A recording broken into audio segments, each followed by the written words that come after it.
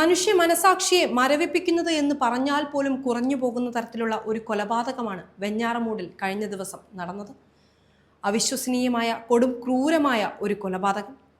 സ്വന്തം കുടുംബാംഗങ്ങളെയും പെൺ സുഹൃത്തിനെയും 13 വയസ്സ് മാത്രമുള്ള കുഞ്ഞനുജനെയും ഒരു ദയയും കൂടാതെ അടിച്ചുകൊല്ലാൻ അഫാന് മനസ്സ് വന്നതെങ്ങനെയാണെന്നാണ് ഈ കുടുംബത്തെ അറിയുന്നവരെല്ലാം ചോദിക്കുന്നത്. കൂട്ടക്കൊലപാതക വാർത്ത അറിഞ്ഞ നിമിഷം മുതൽ ഈ ഒരു ചോദ്യം തന്നെയാണ് ഓരോ മലയാളിയും ഹൃദയവേദനയോടെ സ്വയം ചോദിക്കുന്നത്.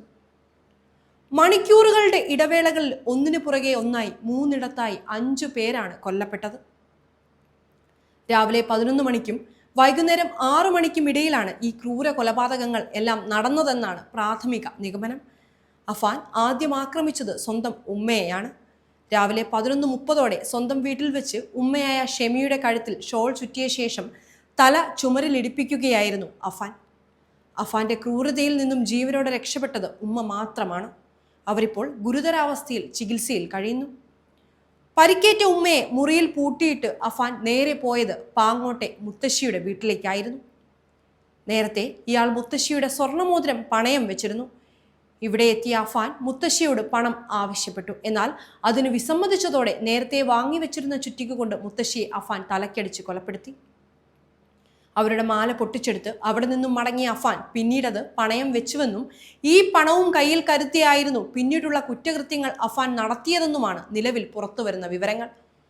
ഏതാണ്ട് ഈ സമയത്താണ് ചുള്ളാളത്ത് താമസിക്കുന്ന പിതാവിന്റെ സഹോദരനായ ലത്തീഫ് അഫാനെ ഫോണിൽ വിളിക്കുന്നത്.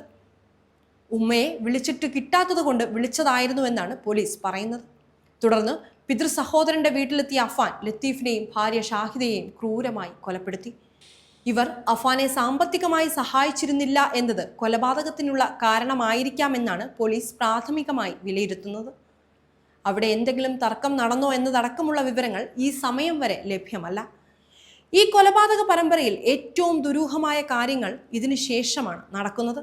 പിതൃ സഹോദരന്റെ വീട്ടിലേക്ക് പോകുമ്പോൾ പെൺ സുഹൃത്തായ ഫർസാനയെ വിളിച്ച് വീട്ടിലെത്തി തന്റെ മുറിയിലിരിക്കാൻ അഫാൻ ആവശ്യപ്പെട്ടിരുന്നു. ഇതനുസരിച്ച് പേരുമലയിലെ അഫാന്റെ വീട്ടിലെത്തി അഫാന മുറിയിൽ കാത്തിരുന്നു. തിരിച്ചെത്തിയ അഫാൻ ഫർസാനയെയും കൊലപ്പെടുത്തുകയായിരുന്നു. പിന്നീട് അനുജൻ സ്കൂൾ വിട്ടു വരുന്നതുവരെ അഫാൻ വീട്ടിൽ കാത്തിരുന്നു. വീട്ടിലെത്തിയ കുഞ്ഞനുജനെ അവന് ഏറ്റവും ഇഷ്ടപ്പെട്ട മന്തി വാങ്ങാനായി പറഞ്ഞയച്ചു. പിന്നീട് അനുജനെയും അഫാൻ കൊലപ്പെടുത്തി. മന്തിയും ചിതറിയ നോട്ടുകളും വീട്ടിലുണ്ടായിരുന്നു. രക്തബന്ധമുള്ളവരെയും പെൺ സുഹൃത്തിനെയും ഇത്രയും ക്രൂരമായി കൊലപ്പെടുത്താൻ അഫാനെ പ്രേരിപ്പിച്ചത് എന്താണെന്നാണ് ഇനി അറിയേണ്ടത്.